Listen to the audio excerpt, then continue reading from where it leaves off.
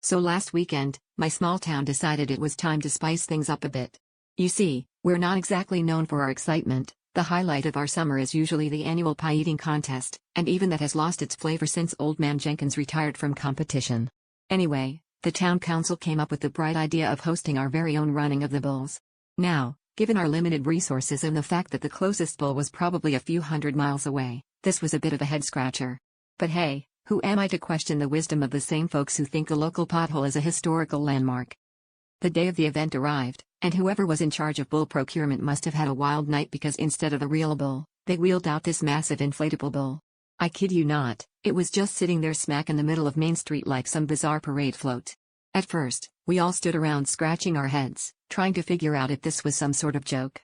My buddy Dave, ever the optimist, decided to poke it with a stick, just to see if it would do something. It did nothing, of course. The bull was about as lively as a deflated balloon animal after a kid's birthday party. As the day went on, the townsfolk tried to make the best of the situation.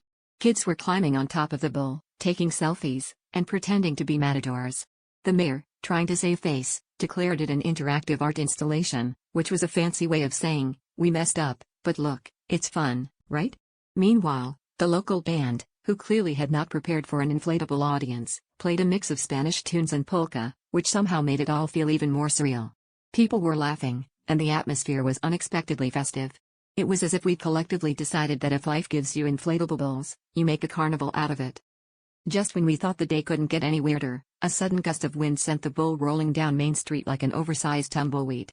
The whole town, caught between panic and hilarity, chased after it, trying to wrangle the runaway attraction. It was a scene straight out of a slapstick comedy. Finally, the bull came to a stop at the bottom of the hill, where Dave, out of breath but never out of wisecracks, looked at the now deflated bull and said, "Well, I guess we can all agree that this was more blow than show."